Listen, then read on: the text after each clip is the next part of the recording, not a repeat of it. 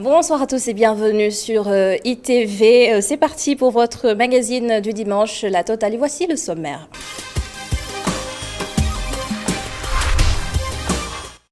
Fraternellement, ce soir, fenêtre ouverte sur les vacances de Noël et de fin d'année. Il n'y en aura pas cette fois. Les cours vont se poursuivre dans les établissements scolaires. Les élèves ont un gros retard à combler à cause de la pandémie. Pas de fête donc. Quelle appréciation de cette décision? Le journaliste chef de la division radio-télévision scolaire Massamba Tiane sera avec nous pour en parler. Noël toujours dans Coin Éco, le budget de fête pour les familles. Les enfants attendent leurs cadeaux et il ne faut surtout pas briser leurs espoirs. Les décisions financières des parents. Mamadou Ndiaye reçoit Mohamed Junior Malou de l'association des consommateurs sénégalais Ascosen. Le slam sera à l'honneur dans Bouillon Culture. Il sera question d'histoire et d'évolution de cet art poétique. Et vous l'avez suivi, oui, cette semaine, ce bébé de 10 mois mort dans une crèche, la Cigogne Bleue de Sacré-Cœur. Plusieurs réactions de solidarité à l'endroit de la famille éplorée. Et ITV prend prétexte de cet événement malheureux pour vous faire découvrir un service de garderie d'enfants à domicile. Le diplomate du jour, Hamidou Anne, débat en ligne sur les élections présidentielles dans la sous-région. Des scrutins majeurs en 2020. Quel bilan, quelles leçons en tirer? C'est à suivre. Et enfin, transition toute faite pour nous rendre en Guinée après l'investiture du président réélu Alpha Condé. La jeunesse est assez troublée quant à son avenir. De nouvelles promesses du président de la République qui ne semblent pas convaincre les jeunes Guinéens. Bienvenue à tous.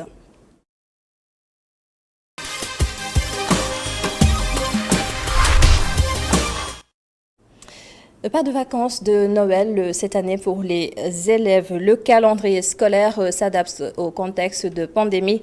Les élèves vont accuser un gros retard en raison justement du coronavirus et notre reporter Awa Diop leur a donné la parole. Certains apprécient ces réaménagements, d'autres moins. Regardez ces images de Charles Diop. Encore une mesure restrictive due à la pandémie de Covid-19 qui vise directement les élèves. La deuxième vague a poussé l'État du Sénégal à réajuster le calendrier scolaire. Une décision bien accueillie par cet élève en classe d'examen au lycée Blaise Diagne. Je suis un peu d'accord avec lui parce que l'année passée, il y avait le Covid. En plus, en ce moment, nous sommes trop en retard. On n'a rien fait l'année dernière même. On ne faisait que des révisions et tout. Et on a fait presque rien d'intéressant jusqu'à présent. C'est pour cela qu'on ne devrait même pas avoir de vacances, ou bien 1 à 2 semaines maximum. Cet élève en terminale voit la mesure avec le même enthousiasme que son camarade. D'après elle, la semaine après les compositions suffit largement pour se reposer. On a assez pris de vacances durant plus de 3 mois parce qu'après les fêtes de Noël, après la composition, on donne une semaine de fête, de repos. C'est une semaine, ça me suffit. Même s'ils ont perdu beaucoup de temps, pour Thérèse, cette décision va l'empêcher de passer une belle fête de Noël avec sa famille, comme à l'accoutumée. Bon, ça nous arrange d'une côté, d'une autre part, ça ne va pas nous arranger parce qu'on veut être en famille pendant les fêtes et ça passe pas dalle. C'est très dur parce qu'il y a les autres qui vont venir passer la fête avec nous, mais cette année, ce ne sera pas le cas. Les élèves rencontrés saluent l'arrêté concernant l'absence de vacances de Noël cette année afin de rattraper le temps perdu, même si pour certains d'entre eux cela va impacter la célébration de Noël cette année-ci. Pour relativiser, ils trouvent que cela leur permettra d'anticiper sur le programme scolaire avant la fin de l'année. Et notre invité ce soir, Massamba Tiane, vous êtes journaliste et chef de la division radio-télévision scolaire des RTS, ministère de l'Éducation nationale. Bonsoir. Oui, bonsoir Adama. Alors, le 3 décembre dernier, Macky Sall a signé un décret réaménageant le calendrier scolaire 2020-2021. L'école a ouvert ses portes le 12 novembre dernier. On le sait, les congés du premier trimestre ne sont attendus que le 30 janvier 2021. Des précisions sur ces réaménagements? Ben oui, je pense qu'il faut d'abord saluer cette décision du président de la République. Donc, c'est un décret. Et un décret, donc, c'est la prérogation du président. Ça, c'est la première chose. C'est sa prérogative. La deuxième chose, c'est que cette année, quand même, je pense qu'on n'a pas surpris plusieurs personnes en réaménageant. Parce que je pense que ce réaménagement est dû à plusieurs choses. D'abord, le temps d'apprentissage, parce que vous vous rappelez bien, 2019-2020, c'est une année particulièrement perturbée par la pandémie. Et des élèves sont restés du mois de mars au mois de novembre. Oui. Donc surtout les élèves qui sont dans les classes intermédiaires. Les élèves peut-être qui étaient dans les classes d'examen avaient repris. Ok, ça c'est la première chose. La deuxième chose maintenant, c'est qu'il y a un temps d'apprentissage, il y a un quantum horaire à véritablement avoir pour avoir une année scolaire validée, quoi. Alors ce qui s'est passé, c'est que au séminaire de Mbour, au séminaire de Saly, il était question que l'ensemble des acteurs se réunissent et commencent à réfléchir sur quelles sont les solutions, quelles sont aujourd'hui les voies et moyens pour revenir vers une année qui va permettre de pouvoir engranger ce quantum horaire. Alors, une décision a été prise, c'était d'essayer de rallonger, du moyen de réduire les fêtes pour pouvoir un peu gagner du temps. Et donc, si vous voyez bien, le 5 novembre, les enseignants ont démarré. Oui. Les élèves n'avaient pas démarré. Ils ont démarré le 12. Le 12, oui. Et c'est normal. Alors, donc, du 12 au 30 janvier, c'est ça qu'on appelle un trimestre. Ça veut dire que l'élémentaire a 3 trimestres. Un premier trimestre, un deuxième trimestre et un troisième trimestre, contrairement au moyen secondaire qui a 2 semestres. Alors, pour revenir sur donc, ces fêtes, ça va démarrer le 30, effectivement, jusqu'au 8. Février. Voilà, en réalité, ça devait se terminer le jeudi, mais vendredi et samedi, pour encore aider les élèves, on a laissé peut-être ces 2 jours. Mais officiellement, normalement, ça devait se terminer le 4. C'est ça qui est dans le décret. Donc, je pense que ce qu'il faut retenir, c'est ça. Il fallait donc rattraper le temps perdu. Il fallait permettre aussi aux élèves qui sont dans les classes intermédiaires de pouvoir aller à l'école et d'apprendre beaucoup. Mais pas de fête de Noël, pas de fête de fin d'année non plus. C'est assez inédit comme situation quand même. Non, c'est vrai que c'est assez compliqué, mais nous devons juste retenir une chose. C'est vrai que l'habitude de pouvoir avoir les fêtes pendant les Noël et pendant les Pâques, les gens peuvent penser que c'était des congés ou c'était des vacances. Ce qui existe, il n'y a pas de congé de Noël, il n'y a pas de congé de Pâques. Il y a ce qu'on appelle la fin de trimestre. C'est-à-dire que chaque fin de trimestre doit avoir une fête pour permettre aux élèves de souffler. Alors, si on démarrait en octobre, tu comptes octobre, novembre, décembre. Tu as le premier trimestre et les fêtes arrivent. Et quand les fêtes arrivent, ça va avec les congés de Noël, ça va encore mal avec les congés de Pâques. Donc, c'était un peu comme si c'était des fêtes destinées à ces fêtes civiles, alors que à ces fêtes religieuses. Alors que ce n'était pas ça. C'était juste des congés de fin de trimestre. Et on terminait en décembre, janvier, février, mars, on attaquait le deuxième trimestre. Et ça coïncidait également avec la fête de l'indépendance, la fête de Pâques. Oui. C'est ça qui fait que les gens pensaient que c'était des congés, c'était des vacances qui existaient. Mais en réalité, pour l'année scolaire, ils ne connaissent pas ces genres de fêtes. Mais avec ce réaménagement-là, les fêtes de Pâques sont inclus. Oui. Il n'y aura pas de fête de Pâques non plus. Oui, en fait, la fête de Pâques existe toujours. Parce que Pâques, c'est quoi? Pâques, c'est... Ça sera le 4 avril. Ça va coïncider avec la fête de l'indépendance. Mais c'est ça. L'essentiel, c'est que, si vous comprenez bien, il y a ce qu'on appelle les fêtes civiles et les fêtes religieuses. Pâques, Noël, Tabaski, Tamkharit, c'est des fêtes religieuses. Quand il y a fêtes religieuses, ça ne doit pas forcément influencer l'année scolaire. Par contre, si c'est une fête où le lendemain est un jour ouvré, le président de la République peut prendre une décision et dire que j'en fais un congé. D'accord? Et ça, c'est arrivé par exemple en 2018, après le Magal de Touba. Parce que c'est un Magal de dimanche, le lundi, le président prend sa prérogative et en fait une fête. Mais qu'est-ce que vous appelez fête de Pâques? C'est-à-dire que le jour de Pâques, effectivement, le lendemain, il y a férié. Ça, c'est clair. C'est des fêtes qui existent parce que c'est des fêtes religieuses. Mais ça ne veut pas dire que ça doit être des fêtes dans une durée de 2, 3 ou 4 jours. Non. C'est le jour J qui est férié. Le lendemain, les gens doivent aller retourner au travail. Maintenant, si c'est des fêtes religieuses comme le Magal, où on fait peut-être la fête le jour J, le lendemain, par exemple, le président peut donner un congé pour un jour ouvré, donc il dit congé chômé payé. Donc ça, c'est des possibilités. Ça veut dire donc que l'année scolaire est réaménagée, mais les fêtes religieuses vont rester fêtes religieuses, les fêtes civiles vont rester fêtes civiles.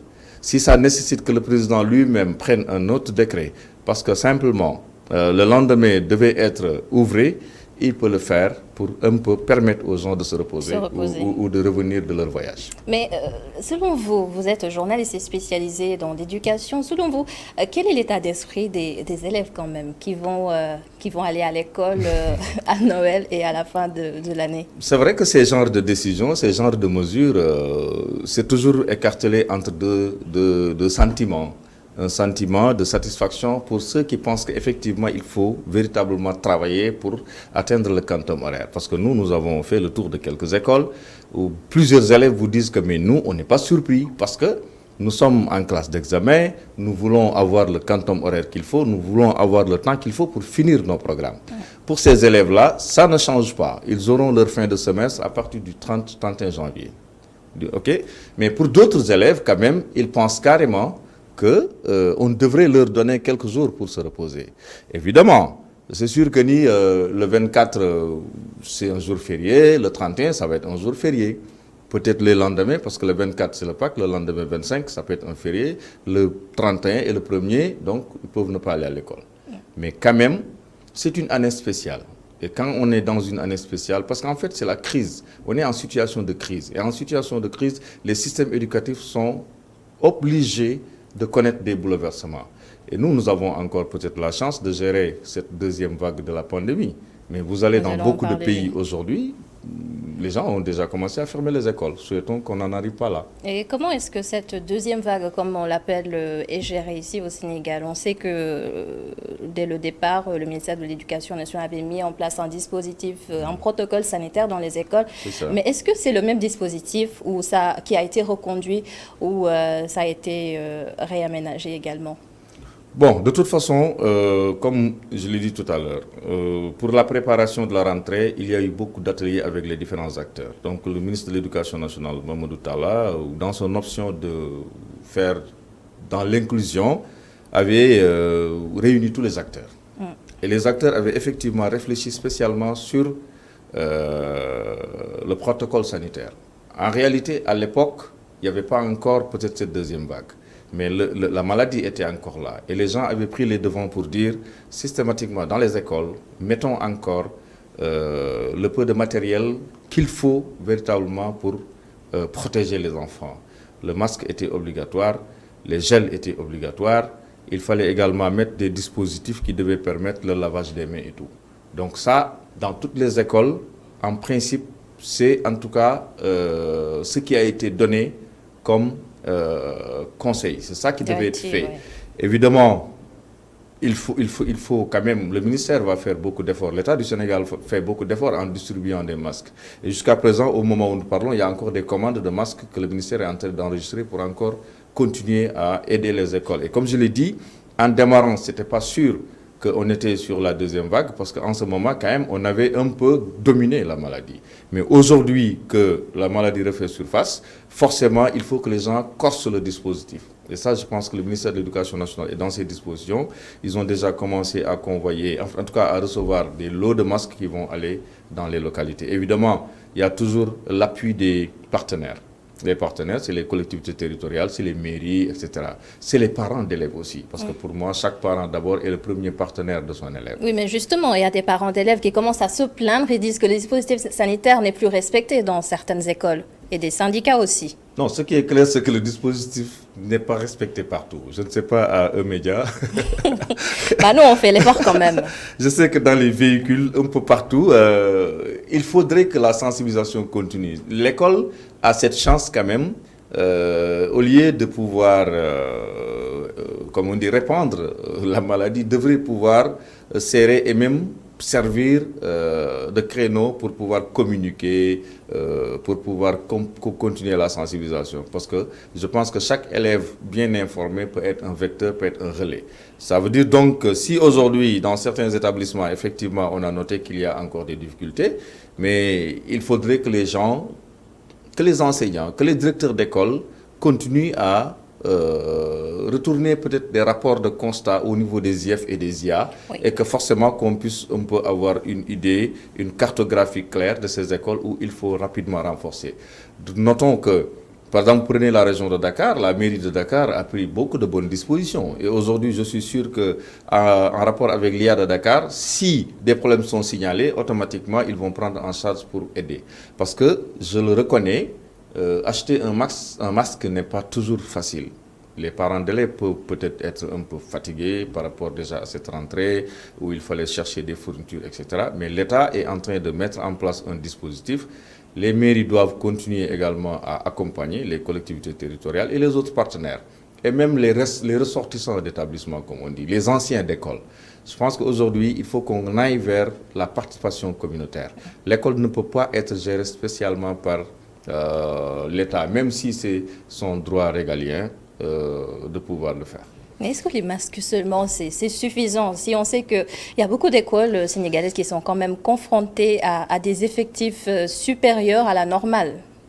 Oui, ça c'est un autre problème. Oui. Mais au moins dans si un on contexte est où on parle de distanciation physique, au moins 1 mètre.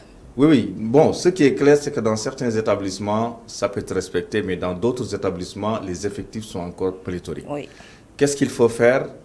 Au lieu de fermer l'école, il faut juste peut-être essayer d'agir sur cette sensibilisation et également sur le port de masque. Parce que le port de masque peut freiner au moins la propagation de la maladie. Mais ce qui est sûr, c'est que si aujourd'hui on vous dit que les écoles du Sénégal sont des écoles où les effectifs à 2 ou à 1 seule personne par table-banc, on ne vous dit pas la réalité. La réalité, c'est qu'il y a des écoles où on a encore des effectifs. Mais si vous vous rappelez bien, je pense que on a beaucoup de foyers où on a la maladie. Et pourtant, ce n'est pas encore carrément dans les écoles. Ça veut dire que donc la sensibilisation continue. Il n'y a pas de cas signalés jusque-là? Plus ou moins, oui. Un peu, moins. je pense, vers le nord du pays, dans le Matam. Mais regarde, l'ensemble de l'effectif que nous avons, presque combien? 5 millions de cas. Si on est né à 2, 3 ou 4 ou 5, 6, 7, 8, 9, 10, je pense que jusque-là, c'est gérable. Il faut souhaiter que les choses soient rapidement... Parce que l'école aussi, quoi qu'on dise, est dans une société et dans une communauté. Et qu'on ne peut pas dissocier l'école de comment marche la communauté. Par contre, l'école a cette chance de pouvoir porter une sensibilisation, de pouvoir éveiller des consciences. Et je pense que si les élèves ont la conscience bien éveillée, et ils peuvent déjà accompagner la lutte. Et beaucoup d'élèves l'ont dit, ils disent que quand ils rentrent chez eux, c'est eux-mêmes, ces élèves, qui parlent à leur grand-père, qui parlent à leur maman, qui parlent à leurs frères, reprenez vos masques, etc. Et donc, ça, on le constate dans les maisons. Les élèves sont sensibilisés à l'école? Absolument, absolument. En général, tous les élèves, ils reçoivent des leçons. Déjà, au début de la pandémie, il y avait la leçon que le ministre lui-même avait présidée au niveau de Ouakam. Et depuis, cette leçon a été dupliquée dans toutes les écoles. Aujourd'hui, vous ne verrez jamais un enseignant qui, dans sa classe, ne parle pas de la Covid. Il y en a même qui, chaque matin, rappellent les règles. Donc, c'est un programme. C'est un programme, carrément, qu'il faut rappeler. Parce que, comme je vous avais dit, quand on est dans une situation de crise, on agit en situation de crise. Aujourd'hui, autant il faut faire l'école, autant il faut faire les programmes, autant il faut aider l'État du Sénégal à lutter contre la pandémie. Et ça, je pense que les enseignants sont bien sensibilisés et que chaque matin, je suis à peu près sûr qu'ils rappellent les règles de base à leurs élèves. Ça, je pense que c'est... Merci beaucoup, Massamba. Mais content de te retrouver, Anna, et merci beaucoup. Merci, à bientôt. Je rappelle que vous êtes... Restons vigilants. Oui. On garde nos masques. Moi, j'en ai dans ma poche. Oui. Oui, je l'ai enlevé tout à l'heure. On a respecté la distance. On a respecté la distance. Merci. Merci. Je rappelle que vous êtes journaliste et chef de la division radio-télévision scolaire des RTS et ministère de l'Éducation nationale à la suite de la Totale.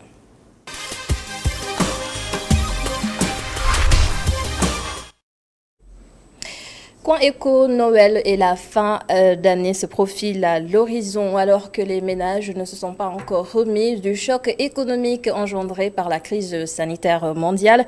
Les enfants attendent leurs cadeaux. Quelles alternatives alors pour les parents?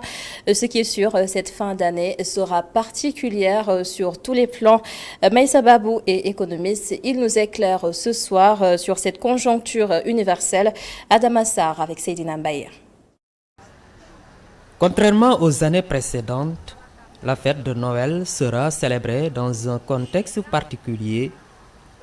Pour ce père de famille, avec cette conjoncture, il lui sera difficile de faire autant de dépenses que par le passé. Avec cette conjoncture, nous étant, moi je suis catholique, est-ce qu'on pourra avoir cet argent de la scolarité, payer la scolarité, tous les frais, les loyers et tous les frais de la maison, en même temps acheter des choses pour les enfants? Je crois que ça sera quelque chose qui est difficile à fournir, quoi. Tout le contraire pour cette mère de famille. Marteline Diallo se prépare bien pour faire plaisir à sa famille le jour de Noël. Oui, le repas, ils vont le préparer. Mais les cadeaux, bon, comme personnellement, je n'ai plus de petits-enfants, ils sont grands, donc mon souci, c'est de préparer un bon repas et de partager ça avec les membres de ma famille. On dépense au fur et à mesure, ce qui manque, on achète. Mais on ne peut pas à l'avance quantifier. Vous faites 10 jours, faire un budget de 100 000, vous pouvez dépenser moins, vous pouvez dépenser plus. L'économiste Meissa Babou parle d'un Noël biaisé.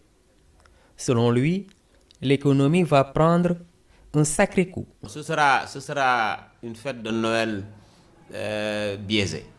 Biaisée parce que, comme indiqué tout à l'heure, les parents sont dans des difficultés financières.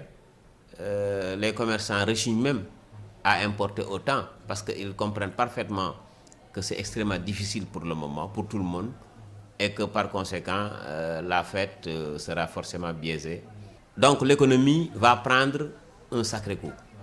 Parce que autant les importations vont diminuer, autant les acheteurs vont aussi diminuer, et par conséquent, ce marasme économique-là, depuis février de l'année dernière, risque de ne pas nous quitter jusqu'au premier trimestre de 2021. À l'instar de la communauté internationale, le Sénégal va passer un Noël pas comme les autres. La pandémie de Covid-19 aura dicté sa loi partout dans le monde. Et Coin Écho de la Totale de ce dimanche épouse l'actualité en abordant le délicat sujet des dépenses et des arbitrages budgétaires au sein des familles. Noël est là et la crise sanitaire a touché toutes les familles. Mamadou Ndiaye, bonsoir. Oui. Bonsoir Adama. Et votre invité, il s'appelle Mohamed Junior Malou de l'association des consommateurs sénégalais ASCOSEN. Bonsoir. Bonsoir madame. Alors, entretien. Oui, bienvenue Mohamed Junior Malou. Il est membre donc de l'ASCOSEN, une association qui est très présente justement sur des questions à enjeu comme voilà, les fêtes de fin d'année, la consommation, les produits à consommer, aussi la qualité des produits et même peut-être aussi la provenance parfois douteuse, parfois certaine des produits qui sont sur les marchés. Mais là, présentement, comme l'a dit Adama dans son propos, c'est les fêtes de fin d'année. On a le sentiment, peut-être que vu la crise sanitaire qui persiste jusqu'à présent, que les temps sont très moroses. Bonsoir d'abord, les temps sont très durs. Mais d'abord, pour rappeler l'historique de la fête de fin d'année, il faut d'abord savoir que c'est une fête religieuse au départ. L'arbre de Noël est lié à la religion catholique. Vous voyez déjà sa forme triangulaire qui signifie la Trinité d'abord. D'accord. Aujourd'hui, nous devons faire la part des choses. Avec la pandémie qui est là, il faut éviter certaines dépenses. Même au niveau de la religion, de l'Église catholique, à un moment donné, on a fermé l'Église pour pouvoir éviter les contacts, les rassemblements.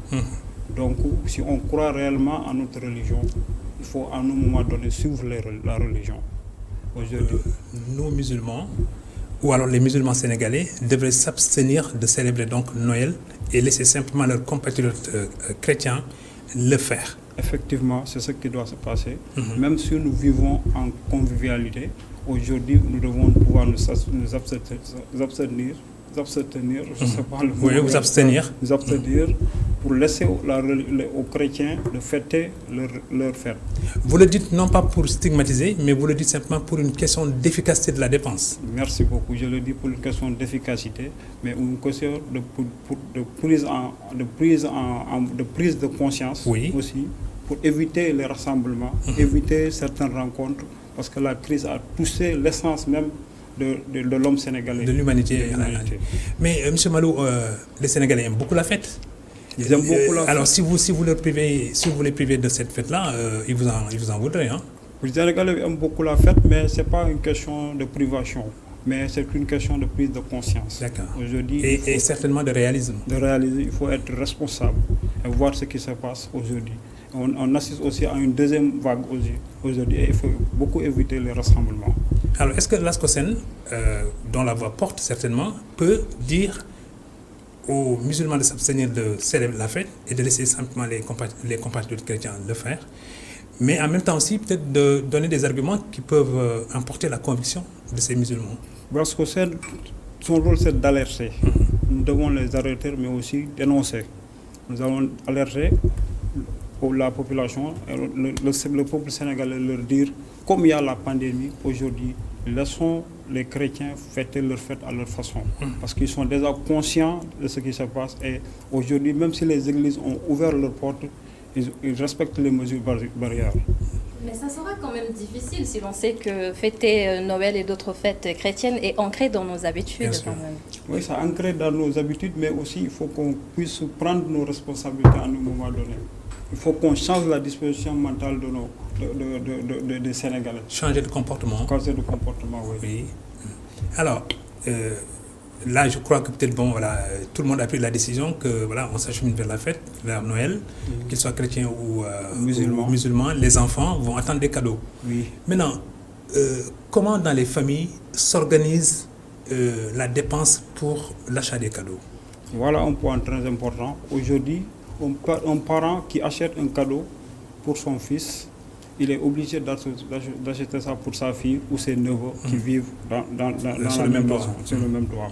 Alors, il faut dès à présent apprendre à nos enfants que s'il y a crise, qu'il faut savoir s'abstenir à un moment donné. Leur apprendre à s'abstenir à un moment donné.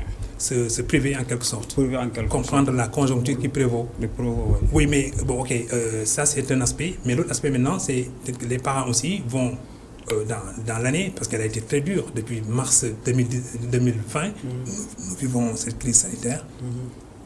Est-ce que les parents ont déjà dégagé des budgets alloués donc à l'achat de ces biens pour les enfants, ne serait-ce que pour au moins introduire la joie dans la famille à la fin de l'année, puisque l'année, dit-on, était morose? Mais même si les parents veulent amener la joie dans leur toit, aujourd'hui c'est presque impossible pour la plupart des familles. Parce que déjà, dans les entreprises privées, beaucoup ne travaillent plus. Aujourd'hui, à l'école, cette ouverture-là, beaucoup d'enfants ne sont pas encore allés dans les classes parce qu'ils n'avaient pas payé les 3 mois derrière. Il y a des gens qui m'appellent de partout. Les enfants, on ne veut pas les prendre parce qu'on n'avait pas déjà payé les 3 mois. Alors, qui ne peut pas payer ces 3 mois ne peut pas garder de l'argent pour faire des cadeaux. Pour faire des cadeaux, oui, ça c'est une réalité. Mais maintenant, est-ce qu'il n'y a pas une main invisible, un peu à la Adam Smith, pour dire, ok, nous allons acheter des cadeaux pour les enfants à la place des parents, ne serait-ce que peut-être pour qu'au moins cette année, les enfants ne ressentent pas terriblement cette crise sanitaire. Il peut y avoir, mais on doit changer de format. Oui. Par exemple, au sein des entreprises ou au sein des établissements, on regroupe des élèves, des enfants pour leur donner des cadeaux.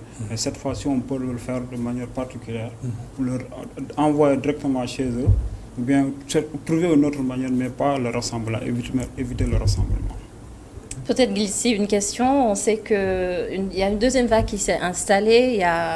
Même si la psychose de départ n'est pas remarquée actuellement. Mais comment faire pour vivre, selon vous, une fête de Noël et de fin d'année sans pression ni stress? Bon, pour vivre cette fête de Noël, je l'ai dit dès le départ, il faut savoir à un moment donné prendre des responsabilités. Laisser la famille, nos frères catholiques, fêter leur fête en toute responsabilité et s'abstenir, nous les musulmans.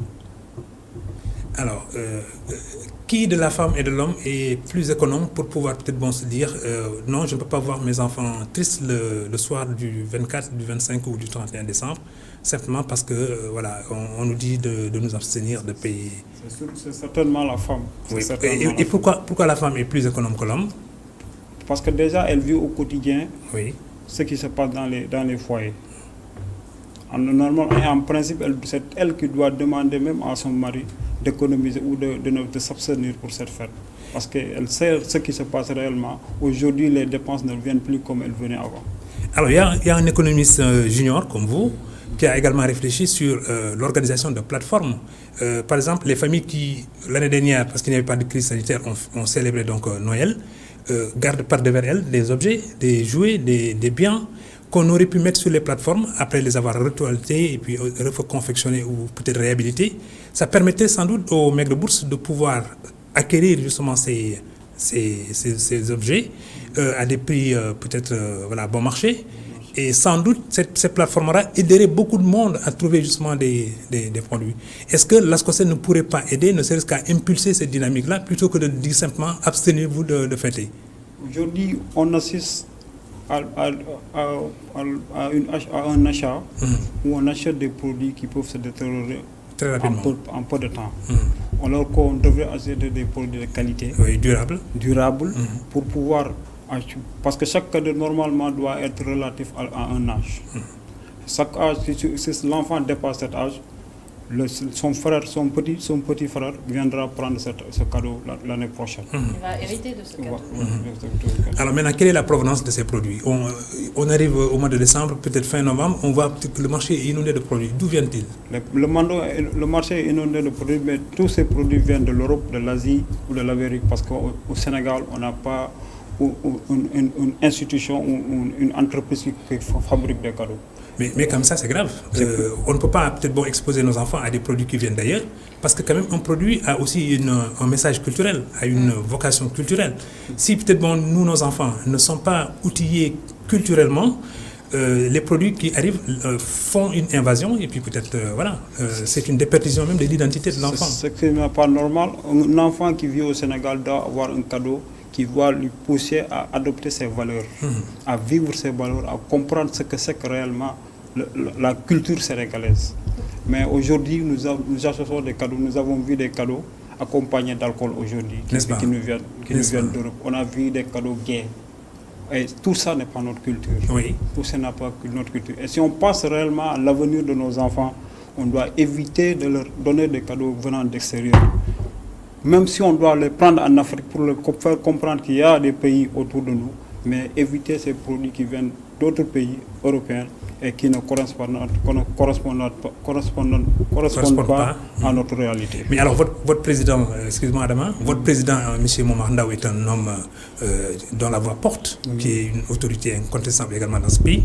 Mais cet aspect-là est un aspect qui devrait peut-être le sensibiliser davantage, c'est-à-dire au moins endiguer le flux de produits qui viennent et qui n'épousent pas les contours culturels justement de notre environnement, a fortiori encore pour les enfants qui sont encore très fragiles. Je le salue au président Momar Ndao. Oui, je pense que il devait reprendre ce flambeau-là. Oui, il a toujours fait des interventions au niveau de l'État ou au niveau de la direction du commerce intérieur pour qu'on puisse ne pas amener des cadeaux qui perturbent la vie de nos enfants ou bien qui feront de nos enfants d'autres fils.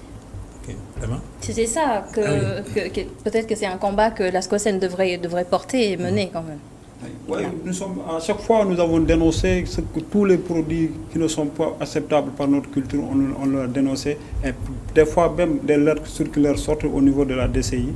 C'est à cause de ce combat qu'on mène dans la banlieue qui pousse les autorités à réagir de cette façon. Il y a un autre phénomène également dans ces objets-là, c'est que certains objets sont très tranchants, certains sont très aigus, d'autres sont très contondants.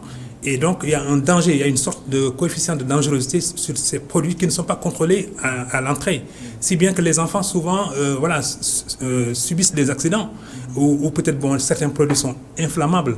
À mon avis, donc, il est temps peut-être que l'ASCOSEN, avec bien sûr les autres associations consuméristes, s'organise ne serait-ce que pour apporter une riposte par rapport à ça. Récemment, on a eu une anecdote où un enfant de 2 ans ou bien je ne sais pas a pris une boule dans son nez et il est mort.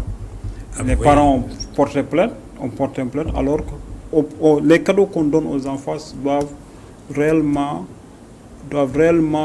être à leur âge.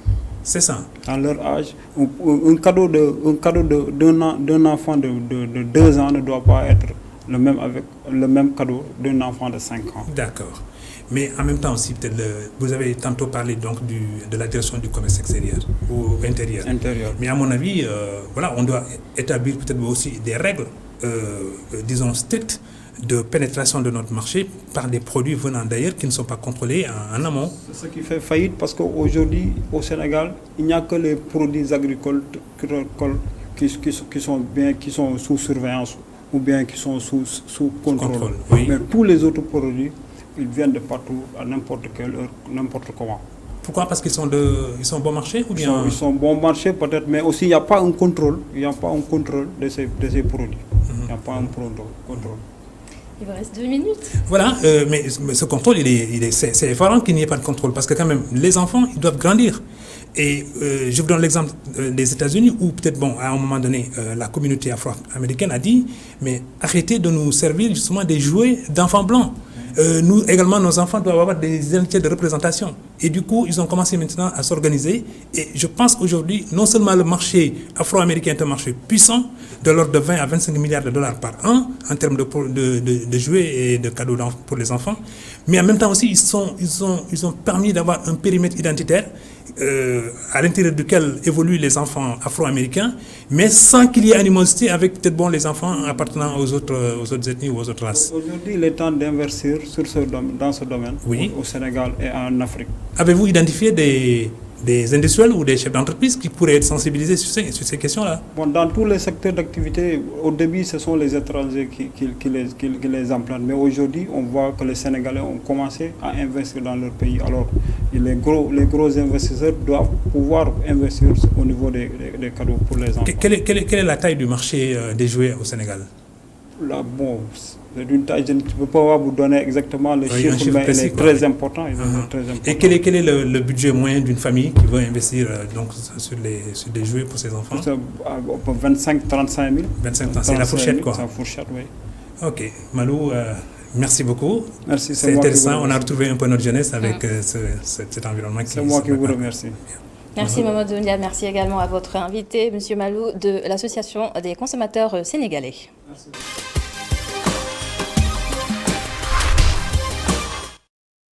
Focus sur le slam, cette poésie qui défile en forme de musique. Les slameurs transmettent des messages forts. Ils racontent des vécus, les tourments de la vie. Ils racontent des histoires d'amour, tristes ou pas. Le slam raconte également des grands corps malades. C'est le dossier de La Totale réalisé par Boubacar Dia. Ce testament laissé aux hommes par des hommes. Le slam, historiquement connu comme une poésie orale urbaine, déclamée dans des espaces de nature diverses, aussi divers que les endroits, les messages véhiculés le sont aussi divers messages sous diverses formes. À travers le slam, on peut véhiculer tout type de messages. C'est comme je disais tout à l'heure, c'est un art qui permet d'extérioriser, de partager, de dire des tares de la société, de dire de belles choses surtout. C'est-à-dire que on peut parler de tout. On peut parler de tout ce qu'on veut dans le slam. Donc on peut être engagé dans ces textes ou comme on peut être moins engagé. On peut parler d'amour, on peut parler, je sais pas moi, c'est un combat, c'est tout. C'est de l'extériorisation, c'est un art à part entière en fait. Quand je parle d'art, je parle de hip-hop. Quand je parle de hip-hop, je parle d'art. Art de beauté. Beauté sculptée au bois d'ébène avec des formes de reine, telle cette beagle bougeant, se déhanchant. Eux, c'est le duo Zenix Salengari, créé en 2012. Dans leur texte, l'Afrique occupe le trône de fer. Bon, en duo, nous parlons un peu de tout. On touche un peu à tout. Nous sommes très focus sur l'Afrique. On aime bien parler de l'Afrique, de beaucoup de choses. On parle de beaucoup de choses. On parle d'environnement, on parle de belles choses, on parle de très belles choses, mais on mène aussi des combats. Le premier soulèvement avant d'être populaire et d'abord personnel. Sonne ton alarme intérieure avant que l'incendie ne t'interpelle. Ces textes sont le reflet de son soulèvement personnel. Elle a commencé du slam en 2012 Elle s'inspire de son quotidien, surtout du vécu des braves femmes. Bon, à travers le slam que je fais, je touche ce qui touche à l'humain. Donc, je suis inspirée de mon quotidien, des problématiques que je rencontre ou que mes connaissances rencontrent. Donc, mis à part le fait de mes textes très engagés, notamment dans la cause contre les violences faites aux femmes ou aussi pour l'éducation des enfants, je traite du quotidien. Je peux vraiment être inspirée par l'image d'une femme qui travaille, ces femmes qui sont un peu invisibles, mais qui font la force de notre société et qui travaillent ardemment pour nourrir leur famille, que ce soit les vendeuses de poissons, d'arachides, celles qui se lèvent aux aurores et tout, mais aussi tout ce qui, vraiment, comme je l'ai dit à l'entame, touche à la société. Elle considère tous ses textes comme ses propres enfants, mais son cœur penche parfois. La sortie d'Oxymorique m'a énormément marquée parce que c'est 10 années de ma vie en écriture qui est sortie. Dans Noir sur Blanc, je parle un peu de la corruption, du laisser-aller sénégalais, du masla, des difficultés qu'on a à se soigner ici au Sénégal, qu'on a à faire des choses qui sont vraiment très, très, très basiques. Et aussi dans Ras-le-bol, je parle un peu aussi de féminisme, de viol, de violence basée sur le genre. Que ton futur ne le scelle, car la selle du présent ne saurait galoper sans cheval. Des esprits libres pour une poésie plus libre. Voilà en substance le slam, un art qui n'est pas figé et qui continue de nourrir des âmes.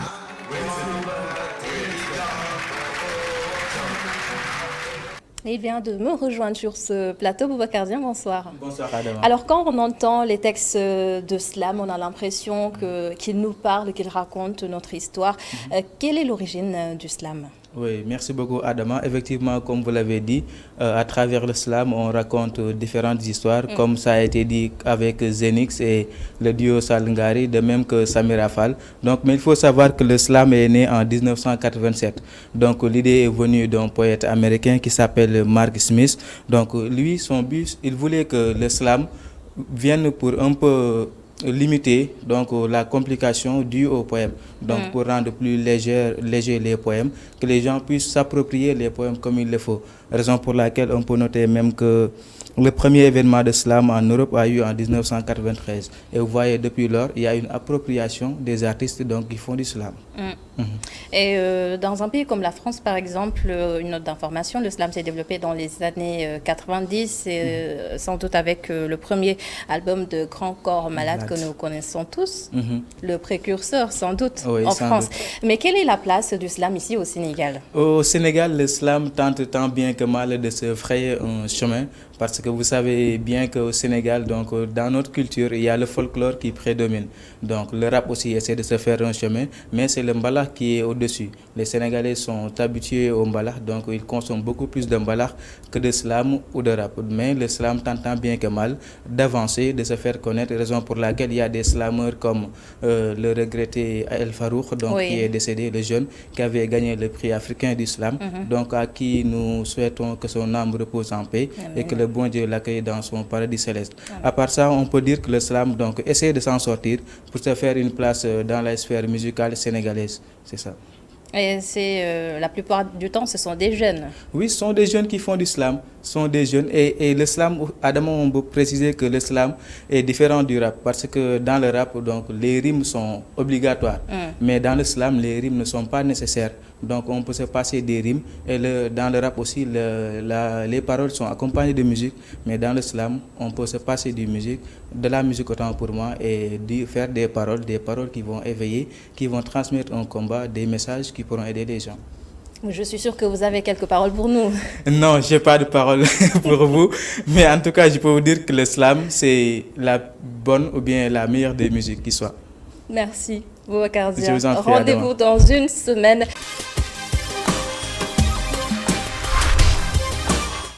Et la suite de votre magazine La Totale du dimanche, nous sommes en ligne avec Hamidou Anne, analyste politique. Bonsoir.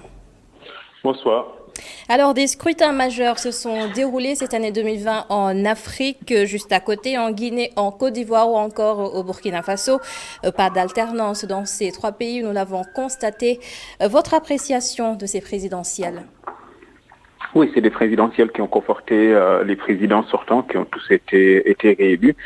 Il fallait un peu, pour beaucoup d'entre ces pays-là, il fallait s'y attendre parce que les présidents sortants étaient quand même bien puissants, bien organisés, avec un appareil politique très très fort. Et les oppositions, comme il fallait s'en douter, n'ont pas eu suffisamment de marge de manœuvre, n'ont pas eu suffisamment d'organisation. Et derrière, en fait, le troisième trépied de cette organisation politique, c'est la justice qui régit un peu les règles d'organisation en matière électorale.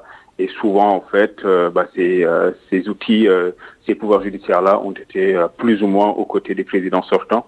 Et tout ceci a vraiment généré un cocktail pour que, le boulevard soit encore ouvert, en fait, pour les présidents sortants qui tous remplissent. Pour la Guinée et la Côte d'Ivoire, c'était sur fond de troisième mandat. Les présidents sortants ont modifié la Constitution pour pouvoir se représenter. L'éternelle question du troisième mandat en Afrique de l'Ouest. Oui, l'éternelle question du troisième mandat en Afrique de l'Ouest, avec tous les déterminants politiques, économiques, sociaux et judiciaires que l'on connaît. Les cas sont un peu différents entre la Côte d'Ivoire et la Guinée, parce que la Côte d'Ivoire a organisé son référendum quand même pour le changement de constitution il y a quelques années.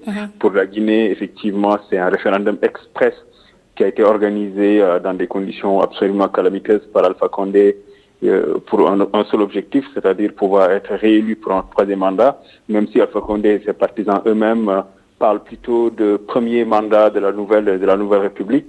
Ce sont des arguties, ce sont des machinations, ce sont des configurations absolument dommageables pour la progression de la démocratie en Afrique. Et eu égard aussi, je n'aime pas du tout faire dans le jeunisme ou dans l'alternance générationnelle simpliste, mais quand on regarde les âges de ces présidents sortants-là, quand on regarde la trajectoire de leur pays, l'état de la démocratie dans leurs pays respectifs, il est quand même dommage en fait de ne pas avoir une respiration démocratique en Côte d'Ivoire et en Guinée, même si les partis au pouvoir restent à la tête de l'exécutif, mais peut-être avec d'autres dirigeants qui incarneraient peut-être en fait aujourd'hui une nouvelle façon de faire, une nouvelle trajectoire. Mais bon, en tout état de cause, Alpha Condé et Alassane Ouattara ont rempilé, et c'est une image assez négative en fait que ces pays offrent au monde.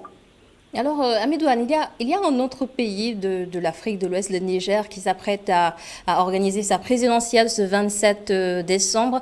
Et le président sortant, Mahamadou Issoufou, a décidé de ne pas se représenter. À saluer? Oui, absolument. C'est à saluer. Et d'ailleurs, c'est un retournement de l'histoire assez intéressant, voire assez cocasse quand on l'observe de près. Le Niger a quand même eu une trajectoire démocratique assez cocasse, avec notamment les coups d'État, avec certains conflits civils. Quand on se souvient tous du coup d'État, de l'entêtement de Mamadou Tandja à rester au pouvoir, et du coup d'État qui s'en est suivi. Aujourd'hui, c'est quand même un retournement de l'histoire assez cocasse. Quand on voit le Sénégal, quand on voit la Côte d'Ivoire, qui sont des pays majeurs dans la CEDEAO, quand ces opinions publiques-là montrent quand même le Niger comme un modèle démocratique, c'est assez cocasse, mais ce qui montre aussi en fait juste que la démocratie n'est pas quelque chose de fait, n'est pas quelque chose d'établi, c'est un travail au quotidien, c'est un travail de renforcement et de raffermissement au quotidien. Le président Issoufou a annoncé clairement qu'il partait à la fin au terme de son deuxième mandat. Il a très tôt désigné son dauphin Mohamed Bazoum, et cela a mis à l'aise le camp du président Issoufou, cela a mis à l'aise toute la classe politique nigérienne et toute la jeunesse nigérienne. Et en fait, quand on voit juste que le respect des règles n'est pas quelque chose de compliqué, et c'est quelque chose qui doit d'ailleurs être naturel. Et ce que je voulais dire aussi dans ce cadre-là, c'est que on pose des questions en Afrique, dans nos pays qui sont assez curieuses. C'est-à-dire qu'aujourd'hui, le fait de voir si un président partira ou non à la fin de son mandat est déjà quelque chose d'assez dommage, parce que les textes quand même sont suffisamment clairs pour tout le monde. Si on revient sur les élections en Guinée, en Côte d'Ivoire ou encore au Burkina Faso, les tensions que l'on redoutait, elles ne se sont pas finalement produites, elles se sont apaisées, et c'est tant mieux. Et pour l'exemple de la Côte d'Ivoire, il y a Alassane Ouattara qui a mis en place un ministère de la réconciliation. Quelle analyse en faites-vous ? Bon, d'abord, je vais quand même un peu émettre une petite réserve parce que la Guinée, elle a quand même eu des violences, des manifestations. La situation a été assez chaotique avec des morts, des blessés, ainsi que des personnes de la société civile emprisonnées en Guinée. Et effectivement, pour la Côte d'Ivoire, Alassane Ouattara a été réélu parce que l'opposition a eu une curieuse quand même stratégie. Le fait en tout cas de crier à tort et à travers qu'Alassane Ouattara n'a pas droit à un troisième mandat et que finalement qu'il faut le battre dans les urnes et arriver au seuil de l'élection, ne pas participer, adopter une stratégie de boycott est quelque chose d'assez curieux pour ma part. Mais en tout cas, les choses sont faites, le vin est tiré, ils vont le boire. Alassane Ouattara a décidé, bien entendu, de nommer un ministre chargé de la réconciliation, parce que le problème de la Côte d'Ivoire, au-delà de la politique par le haut, c'est de la politique par le bas. C'est-à-dire qu'aujourd'hui, après une décennie de guerre civile, après quand même avoir observé qu'il y a des milliers d'armes en circulation dans ce pays, la réconciliation n'est pas quelque chose d'effectif dans le pays et on ne peut pas bâtir un pays, on ne peut pas soutenir une ambition d'émergence comme le veut le président Ouattara si le pays est divisé dans ses entrailles, si la société est divisée, si les camps politiques, voire ethniques sont polarisés. Effectivement, s'il va jusqu'au bout, en tout cas de cette ambition de réconciliation, je pense que ce sera quelque chose de très positif et peut-être que ce sera aussi un peu le dernier leg positif qu'Alassane Ouattara fera à la Côte d'Ivoire. Et pour le cas du Burkina, pour terminer, est-il un exemple de démocratie si l'on sait que les opposants du président sortant et réélu Marc-Christian Kaboré l'ont félicité au lendemain de sa victoire? Et il faudrait aussi noter quelle analyse faites-vous de cette victoire de Kaboré dans un contexte de terrorisme qui frappe quand même le pays? Oui, on pouvait s'attendre vraiment à la victoire de Roch Marc Kaboré parce que autant Zéphirin Diabré que les autres, pour moi, n'avaient pas le poids pour en tout cas lui disputer de façon farouche en fait cette élection. Donc pour moi c'était quelque chose qui était à la limite de l'ordre naturel. Et quand on est président sortant, on a une prime avec peut-être un peu d'effort, on peut réélu. Et le Burkina Faso, pour étayer ce que je disais tout à l'heure sur le dynamisme de la démocratie, le Burkina Faso a une trajectoire quand même assez intéressante aussi. C'est-à-dire qu'ils sont sortis de 30 ans quasiment de pouvoir très autoritaire de Blaise Compaoré, qui a été délogé par la rue. Aujourd'hui, 6 ans plus tard, ils ont quand même l'air d'avoir réparé, en tout cas d'être dans un processus de réparation du tissu démocratique, même si le pays fait face à des défis cruciaux relatifs à la pauvreté, relatifs au chômage massif des jeunes, relatifs aussi au terrorisme, parce que dans beaucoup de parties du territoire burkinabé, on n'a pas organisé d'élections, la démocratie n'a pas été en tout cas éprouvé dans certaines zones du pays parce que pour des raisons sécuritaires, et ce qui montre aussi que parfois il y a une distorsion entre ce que les élites font et ce que les populations dans leur bassin de vie respectifs subissent. Roch Marc Christian Kaboré a été réélu de façon très facile, mais malgré tout les pays restent étreints par des défis sécuritaires, par des défis démocratiques, par des défis sociaux, par des défis économiques, et c'est peut-être répondre aussi aux préoccupations de ces populations-là, notamment les plus vulnérables, en l'occurrence les femmes et les jeunes. C'est là où on attend le président Marc Kaboré, et je ne suis pas sûr qu'un mandat de 5 ans puisse permettre en tout cas d'apporter toutes les solutions que les populations sont en droit d'attendre. Une dernière question, un peu plus loin de nous, le Ghana a organisé récemment sa présidentielle et les élections générales également, qui se sont déroulées sans violence aucune. Une leçon pour le reste de l'Afrique? Oui, le Ghana est un modèle, est devenu au fil du temps un modèle pour tous les pays d'Afrique, hein, depuis le passage de Jerry Rawlings qui est décédé récemment. Bon, il y a eu un peu de contestation parce que l'opposant Dramani n'a pas reconnu au début sa défaite, mais il n'y a pas eu de heure majeure. Et le Ghana aujourd'hui joue le rôle que le Sénégal a joué pendant 20 ans en Afrique, c'est-à-dire d'être un phare, d'être le navire amiral de la démocratie africaine, notamment, plus particulièrement en Afrique de l'Ouest. Merci beaucoup Hamidou Anne. Je rappelle que vous êtes analyste politique et essayiste en même temps. Merci madame.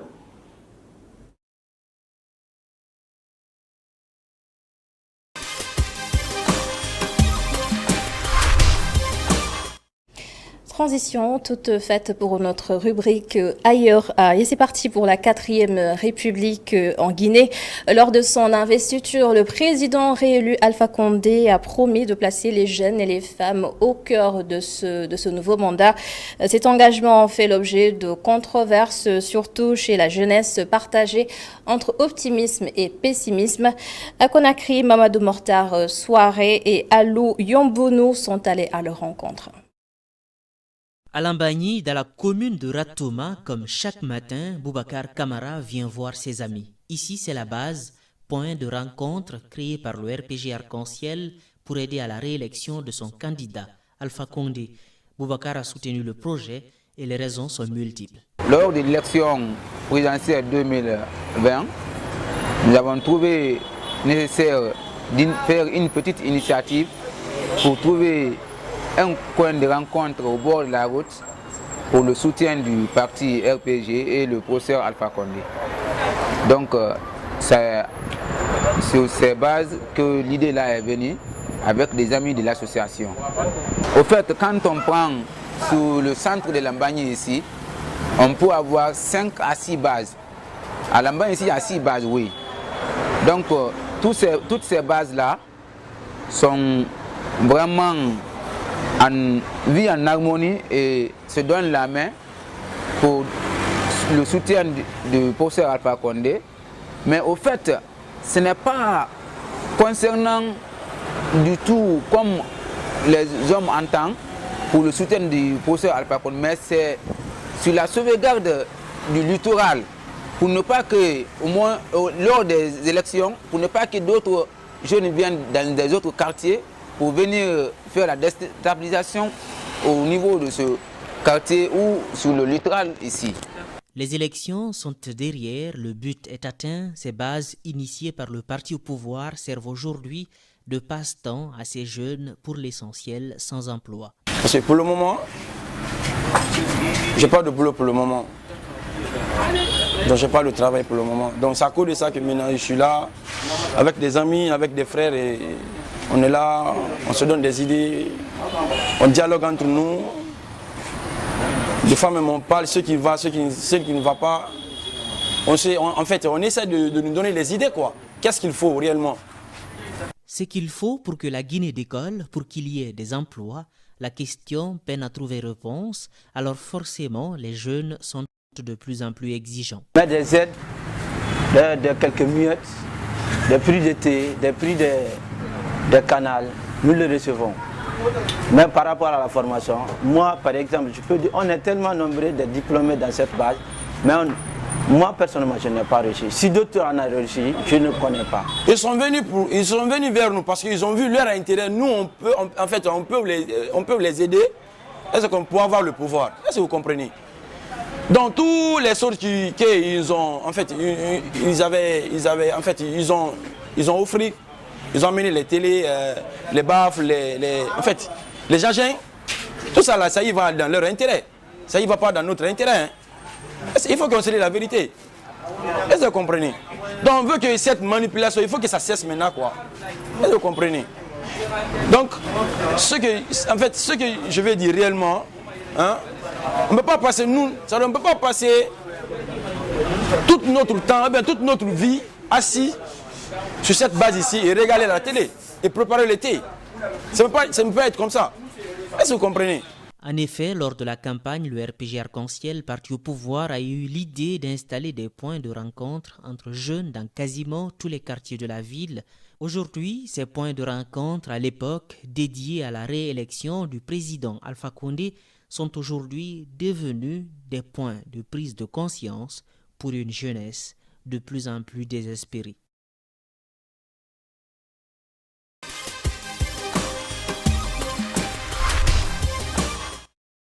Tranche de vie de ce dimanche rebondit sur un événement triste qui s'est produit cette semaine. Un bébé de 10 mois retrouvé mort dans une crèche suite à une fausse route alimentaire.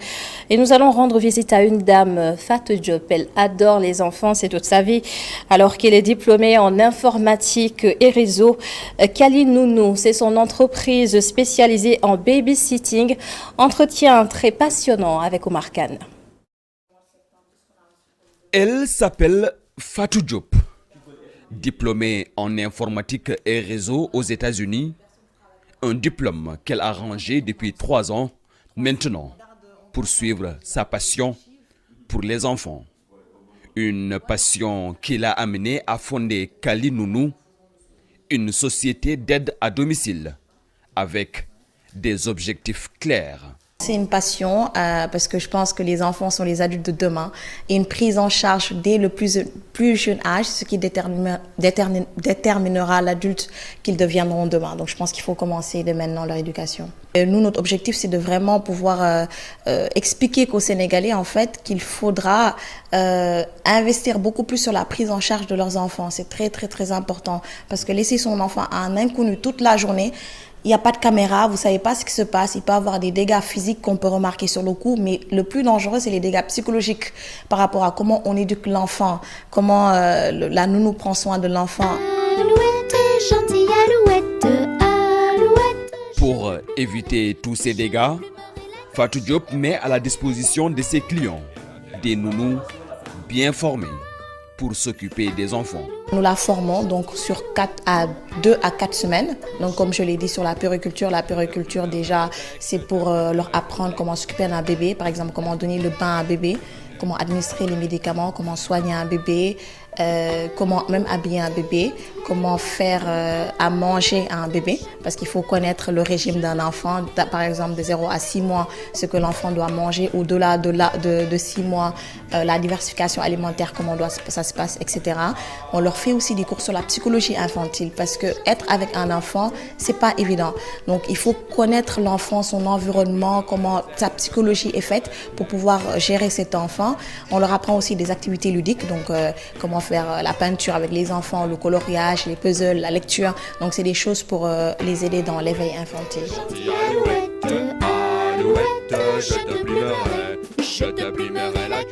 La formation, oui, mais pas que. Parce que les nounous doivent avoir une certaine qualité avant d'être recrutés et formés. Donc on se base déjà sur la personnalité de l'employé. Donc on lui pose des questions de personnalité, on fait des tests de personnalité parce que garder un enfant, il y a certaines qualités que cette personne doit déjà avoir à la base. On demande l'expérience, les compétences aussi de la personne et leur motivation. Donc, par exemple, une nounou, elle doit être patiente. Une nounou, elle doit être responsable. Une nounou, elle doit être douce avec un enfant. Et c'est des choses, en fait, qu'on ne peut pas apprendre à une personne. C'est des choses qui doivent être naturelles. Donc, c'est des choses qu'on doit détecter chez le demandeur d'emploi avant même la formation. La plupart des clients de Fatou Diop sont des étrangers établis au Sénégal, certainement plus exigeants que les Sénégalais. La mort d'un bébé de 10 mois dans une crèche la semaine dernière a fini de relancer le débat sur la réglementation des crèches et des structures assimilées.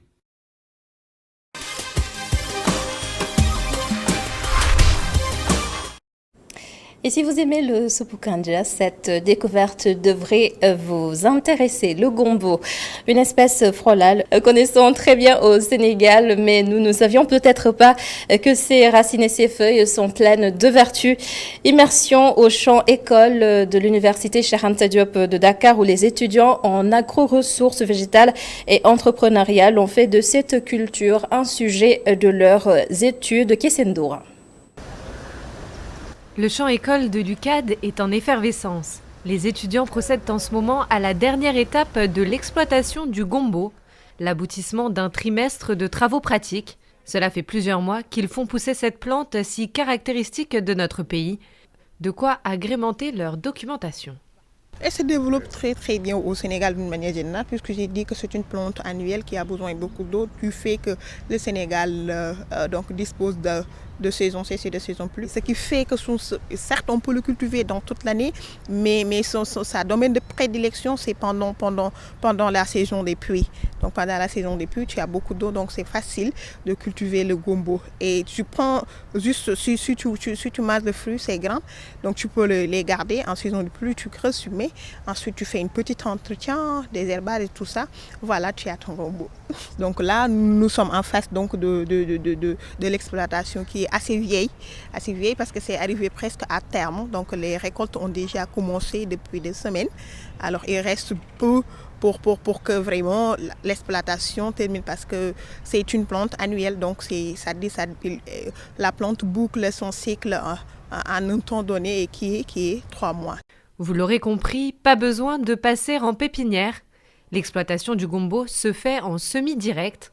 Autrement dit, il suffit seulement de mettre une graine en terre et de regarder la magie s'opérer. Ce qui est plus fascinant dans ce culture, c'est que vous commencez à récolter et vous continuez à récolter pendant plus d'1 mois. Donc sur une petite parcelle, vous pouvez avoir beaucoup de gombo, vous coupez, vous continuez à arroser, le lendemain vous avez encore. Le gombo est une plante malvacée qui produit donc des fruits. En haut de chaque tige, on trouve une petite excroissance de quelques centimètres, très prisée des populations. Alors le fruit est facile à consommer, et permet également de pallier à beaucoup de trucs, comme ce qui fait que ses capacités donc antioxydants font qu'ils sont très importants dans le système immunitaire, donc permettent d'éviter les coagulations sanguines, effectivement, et permettent de lutter contre les fatigues, également l'ulcère, les problèmes gastriques, les problèmes de digestion. Si vous faites une coupe traversale, vous allez être en face des graines, comme je disais, qui sont également très importants. Et avec ces graines, vous avez des scisures qui relient ces cavités, qui relient donc les reines, qui fait partie donc de la chair. Et également l'écorce. L'écorce fait partie également de la chair parce qu'elle n'est pas dure. Donc elle fait partie donc de l'élément comestible. Et si nous sommes si friands de gombo dans notre sous-région, c'est pour son goût bien évidemment, mais également pour ses nombreuses vertus. Sur ce gombo, tout est utilisé. Les feuilles, le fruit, la tige et même les racines, tout est utilisé. La racine, elle est très, très thérapeutique. Elle est très thérapeutique et également elle peut servir aux diabétiques, parce qu'elle est assez riche en certains éléments antioxydants entre autres, donc pour lutter contre les problèmes d'ulcères, les problèmes gastriques surtout, et également pour la régulation de la glucose. La tige, elle n'est pas du bois, donc elle peut servir donc comme fil pour tisser beaucoup de choses dans certaines cultures. En Afrique de l'Est et aussi en Afrique même de l'Ouest, donc les femmes l'utilisent pour tisser beaucoup de trucs. Les feuilles, retenons que par exemple, la plupart des minéraux que possède un végétal est localisé dans sa partie foliaire. Et ce gombo est vraiment riche en minéraux, contient du fer, des vitamines B2, B6, B9, beaucoup de calcium. Donc, ne serait-ce que pour ces constituants, il serait très important de l'utiliser. Donc, les feuilles également permettent donc de par ces constituants, donc permettent de pallier à beaucoup de problèmes sanitaires. Et dans certaines cultures, on le réduit en poudre et ce poudre est utilisé donc pour soigner différentes anomalies. Tout se consomme, même le fleur. Pas étonnant donc que la récolte fasse l'objet de toutes les attentions de la part des étudiants. Si elle est bonne, elle permettra un approvisionnement en gombo de plusieurs mois. Car contrairement à d'autres espèces horticoles, cette plante et ce fruit ont la particularité de pouvoir se conserver pendant de longues périodes, sans pourrir et surtout en gardant toutes ses propriétés. Kessendour, notre spécialiste des plantes, bonsoir. Bonsoir Adama. Alors en regardant le reportage, on a l'impression que c'est très facile. Est-ce que ça veut dire que chacun peut faire pousser du gombo chez lui ? Oui, tout à fait. Ça ne nécessite pas énormément de terre ni énormément d'investissement, seulement beaucoup d'eau. Et il faut savoir qu'on n'est pas les seuls à apprécier le gombo et ses vertus, que les parasites également en sont très friands, notamment les mouches blanches, les chenilles et les pucerons. Donc, au moment de la récolte, il faut faire attention à ce type de parasites et parfois, éventuellement, traiter les plantes si jamais on voit apparaître les premiers signes d'invasion de parasites. Contrairement au karité, par exemple, qui se consomme et s'applique, l'utilisation du gombo est exclusivement culinaire. Pas tout à fait. Alors c'est vrai qu'on le consomme énormément pour ses différentes vertus. On l'a vu, c'est antidiabétique, antioxydant, etc. Ça contient énormément de vitamines, d'oligo-éléments. Mais on peut s'en servir également dans la cosmétique. Il faut savoir que c'est très très bon pour les cheveux, mais également pour la peau. C'est anti-vieillissement. Les graines? Les racines principalement. Ça permet de lutter contre le vieillissement, aussi d'éliminer les cellules mortes. Et il faut savoir que c'est bien plus rapide en termes d'efficacité que de nombreux autres produits qu'on pourrait appliquer. La jeune fille, la jeune dame que l'on peut voir dans le reportage, elle-même l'a testé et elle nous assure qu'au bout de 2-3 applications, on peut déjà voir les résultats. Un peu d'annexe avant de se quitter. Ce champ se trouve au sein de l'université Cheikh Anta Diop de Dakar. C'est quand même surprenant.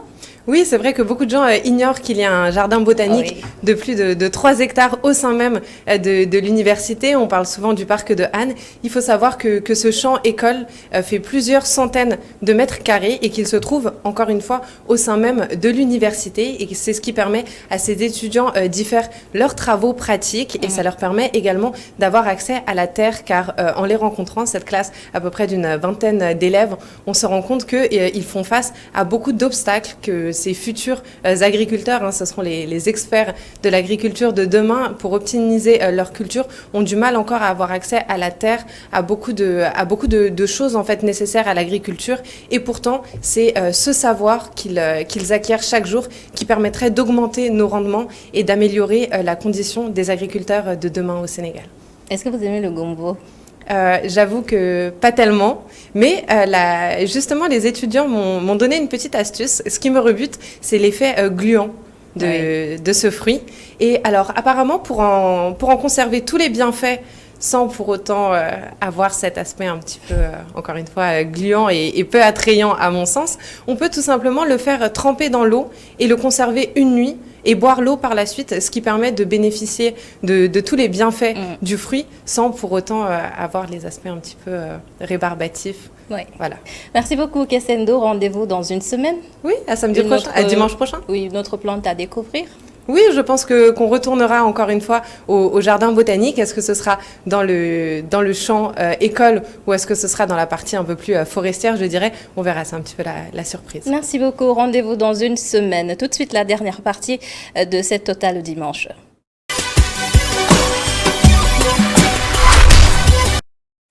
Alors, un peu de motivation ou beaucoup de motivation, on va dire, pour attaquer cette semaine qui va démarrer demain. Mais heureusement que Nancy Diop est toujours là avec ses conseils utiles. Bonsoir Nancy. Bonsoir Adama. Certains diront que la place de la femme est dans la cuisine. Chose pas du tout évidente dans le monde actuel où les femmes, au même titre que les hommes, travaillent dans presque tous les domaines. Façon de dire que notre invitée de ce dimanche est une femme battante et entrepreneuse qui allie vie familiale et travail. Elle n'a pas bien sûr manqué de partager avec nous sa méthode pour bien gérer sa semaine de travail. Je travaille pour 2 structures, donc une structure comme salarié, employé, make sense, et une structure comme entrepreneur parce que je l'ai cofondée et je la dirige. Donc du coup, c'est des semaines extrêmement chargées, mais on essaie de s'organiser pour pouvoir s'en sortir et naviguer entre les deux.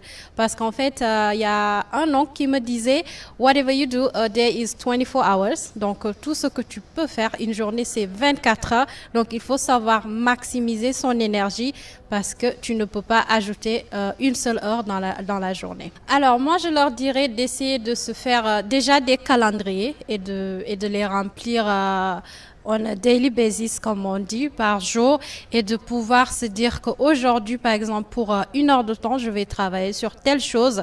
Pendant 2 heures de temps, je vais travailler sur telle chose. Donc, essayer de mesurer le timing qu'ils passent sur chaque sujet pour pouvoir s'en sortir, mais également avoir un calendrier pour avoir une visibilité sur leurs activités de la semaine. Parce qu'en général, ce qui se passe, c'est que tu as un rendez-vous, tu l'oublies parce que tout simplement, tu l'avais pas noté. Donc, essayer de s'organiser. Et on a des outils pour ça et de les utiliser au maximum pour pouvoir s'en sortir. Cuisiner les week-ends, ça peut être un bon moyen de décompresser pour préparer la nouvelle semaine. D'ailleurs, notre invitée qui est une passionnée de cuisine nous confie que les petites recettes qu'elle prépare les dimanches l'aident beaucoup à se sentir bien. Oui, bon, sportive, oui, mais aussi j'adore la cuisine. Je suis très gourmande, donc du coup, je suis passionnée à la cuisine. Donc, chaque dimanche, j'essaie de revisiter une recette.